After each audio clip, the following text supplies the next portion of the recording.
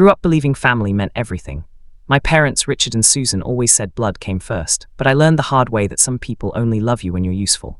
My name is David and I'm the youngest of 3 kids. My brother Marcus became a lawyer. My sister Jennifer married a doctor. Me, I barely finished community college. At every family dinner I was the punchline, the one who couldn't get it together. They'd laugh about my failed retail jobs and my cheap apartment.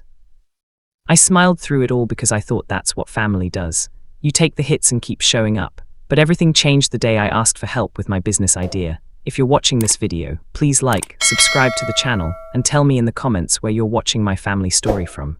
I want to know how far it has traveled. I'd been working on something for months. A simple app that helps small businesses track inventory without expensive software. Nothing fancy, but it worked. I needed $5,000 to file patents and pay a developer. I asked my dad first. He was sitting in his office reading the newspaper. When I explained my idea, he didn't even look up. "David, you've never finished anything in your life," he said. "Why would I waste money on this?" I tried to explain, but he cut me off. "Ask your brother, he's the smart one." So I did. Marcus laughed in my face. "You want me to fund your little fantasy? Get a real job first." Jennifer wouldn't even take my call. That rejection stung worse than anything they'd ever said before. I went home to my tiny studio apartment and stared at my laptop for hours. Part of me wanted to quit, to prove them right. But another part, the part that had been swallowing insults for years, suddenly woke up. I thought about every holiday where they forgot to save me a seat. Every graduation party where my achievements were skipped over. Every time Susan introduced her children and paused awkwardly before adding, "and David." I opened my savings account, $3,000, every penny I had. I made a promise to myself that night. I would build this thing alone. And one day they would regret every single word. I worked 3 jobs to keep myself alive while building the app. Mornings at a coffee shop, afternoons doing delivery drives, nights coding until my eyes burned. I stopped going to family dinners, not out of anger, just exhaustion. Nobody noticed anyway. 6 months later I had a working prototype. I pitched it to 12 investors. 11 said no. The 12th, a woman named Claire who ran a small venture fund, said maybe. She gave me $20,000 and 3 months to prove it worked. I spent 72 hours straight fixing bugs before the first demo. When it launched, I had 50 users, then 200, then 1,000. The app wasn't just working, it was spreading. A year passed, the app hit 50,000 users. A tech blog wrote about it, then another. Suddenly, investors who'd ignored me before were emailing, asking for meetings, offering deals. I took one. A partnership with a distribution company that put my software in front of major retailers. The money started coming in. Real money. I paid off my debt, bought a decent car, moved into a 2-bedroom apartment with actual furniture. But I didn't tell my family. Not yet. I wanted to see how long it would take for them to notice I'd stopped answering their texts. Spoiler, it took 8 months. And even then, it wasn't because they missed me. It was because they needed something. Jennifer called first. Her voice was sweet, almost sing-song. "David, hey stranger, we haven't heard from you in forever." I stayed quiet. She cleared her throat. "So, Dad's birthday is coming up. We're all chipping in for a trip to Hawaii. Can you send $300? I almost laughed. $300, the same amount they'd spent on appetizers at Marcus's graduation dinner while I ate crackers at home. "I can't," I said. "Oh," her tone shifted, cold. "Well, that's pretty selfish, David. It's Dad's 70th. I hung up. 5 minutes later, Susan called, then Marcus. Same script, same guilt trip. I blocked all 3 numbers. They didn't want me, they wanted my wallet. 2 months later, my app got acquired. Not by some local company, by a national retail giant, the kind with stores in every state. The deal was $45 million. After taxes, fees, and paying back investors, I walked away with $28 million. I sat in the lawyer's office staring at the contract, unable to breathe. The same family that called me a failure now had no idea I was a millionaire. I didn't buy a mansion. I didn't buy a sports car. I invested most of it, lived modestly, and waited, because I knew something they didn't. Money has a way of revealing people's true faces, and I wanted front row seats when that happened.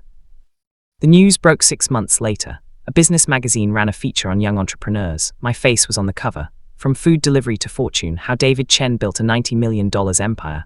I didn't ask for the article. A reporter had been following my story for months, but when it published, my phone exploded. Texts from numbers I didn't recognize, emails from distant cousins I'd never met, and finally a call from Richard, my father.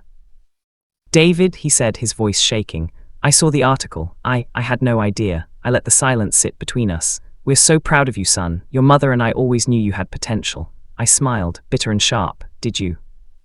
Richard wanted to meet for lunch. He suggested a fancy steakhouse downtown, the kind of place he used to take Marcus to celebrate his court wins. I agreed, not because I forgave him, but because I needed to see it for myself. When I arrived, the whole family was there. Susan, Marcus, Jennifer, even Jennifer's husband, Kyle, they all stood when I walked in, smiling like we were in a commercial. There he is, Marcus said, arms open. The man of the hour. I shook his hand. It felt like touching a snake. We sat down. Susan ordered wine. Richard kept patting my shoulder. And Jennifer wouldn't stop talking about how she always believed in me. I didn't say much, I just watched. Halfway through the meal, Richard cleared his throat. David, I want to apologize. I wasn't supportive when you needed me, but I hope you know family is everything. I nodded. Family is everything, I repeated. That's why I'm here. Susan smiled, relieved, then Marcus leaned in. So listen, I've been thinking about leaving my firm, starting something new. I could use a partner, someone with your resources. There it was. I took a sip of water. You want me to fund your business? Marcus grinned. Not fund, invest. We'd be partners, 50-50. I looked around the table. They were all watching, waiting, hopeful. I set my glass down. No, the table went silent. What? Marcus asked. I said no. Richard's face darkened. David, I'm done, I said. Then I stood up and walked out. Blew up my phone for days, dozens of calls, voicemails that started apologetic and ended angry. Susan left a message calling me selfish and ungrateful. Marcus sent a text saying I'd changed and forgotten where I came from. Jennifer wrote an email about how I was tearing the family apart. I didn't respond to any of it. Instead, I did something better. I hired a private investigator, not to hurt them, just to understand. I wanted to know what they'd said about me all these years. What they really thought. The investigator came back 2 weeks later with recordings, family group chats, private conversations, audio from holiday dinners I hadn't attended. I listened to all of it, and what I heard made my blood run cold.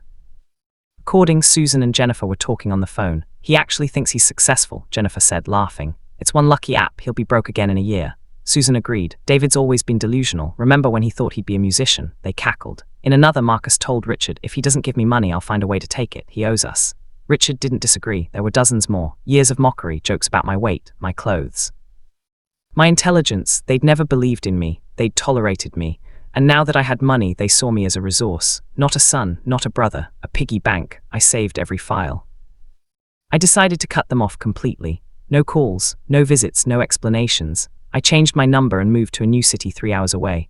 For the first time in my life, I felt light, free. I started a foundation that gave grants to young entrepreneurs who couldn't get traditional funding. I donated to shelters, mentored kids from rough backgrounds. I built the life I'd always wanted. Quiet, purposeful, kind. 6 months passed. Then I got a letter. It was from Richard.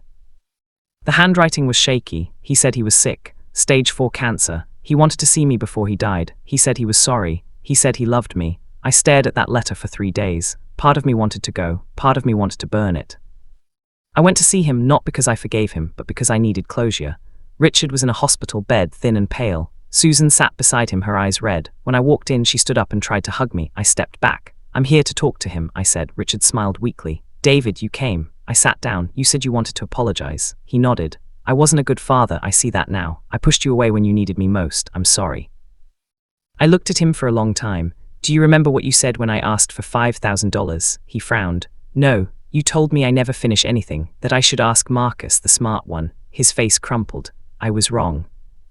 Or more than wrong, I said. You were cruel, you all were. You didn't just ignore me. You mocked me. You made me feel worthless. And when I finally succeeded, you didn't celebrate. You just saw dollar signs. Susan started crying. David, please. I listened to the recordings, I said. I know what you really think of me. Richard's eyes widened. Recordings. I pulled out my phone and played one. Jennifer's voice filled the room. He'll be broke again in a year. Susan gasped.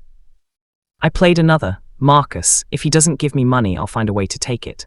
Richard closed his eyes. I didn't know they said those things. But you never defended me either, I said. Then I stood up. I forgive you, but I don't owe you anything. I walked out.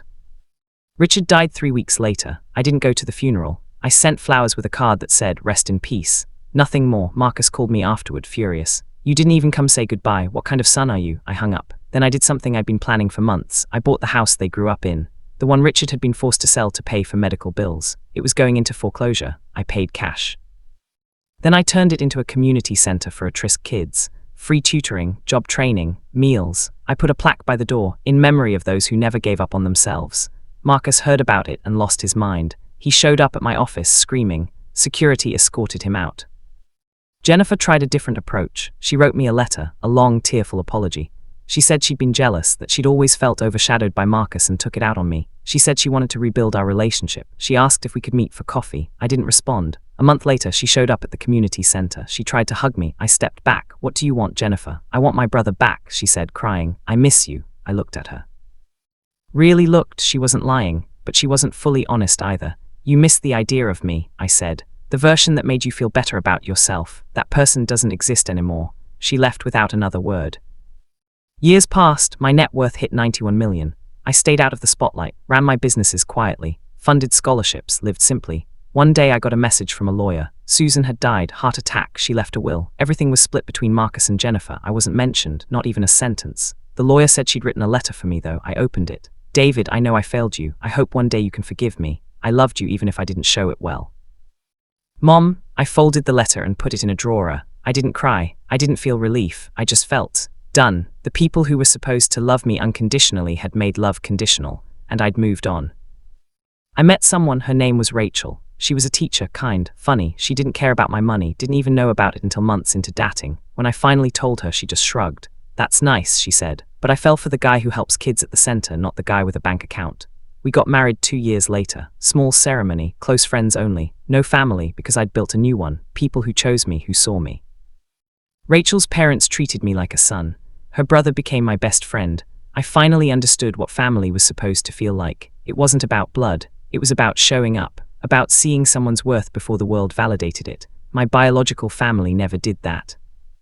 Last month I got a call from Marcus. I almost didn't answer, but something made me pick up. David, he said, his voice was different, tired. I'm not calling to ask for anything, I wanted to say I'm sorry, really sorry. I was awful to you and I can't take it back, but I hope you're happy. I mean that. I was quiet for a moment. I am happy, I said. Good, he said. That's all I wanted to know. We hung up. I don't know if we'll ever speak again. Maybe we will, maybe we won't, but I realized something important that day. The best revenge isn't making them suffer. It's building a life so full they become irrelevant. I didn't need their approval anymore. I had mine, and that was enough. The story you have just heard is a tale about resilience, boundaries, and self-worth that I believe needs to be told. I'm sharing it to wake your minds to how we measure success, how we define family, and how we treat those who are still finding their way. I want to know your opinion because every story is like a candle that can light the path for someone else. Has your family ever doubted you? Did you prove them wrong, or are you still on that journey? Tell me in the comments. God bless you and may courage guide your hands. Meanwhile, on the final screen, I am leaving you with one of the channel's most beloved revenge stories from the vault. I am sure it will surprise you. Thank you for staying with me until this moment.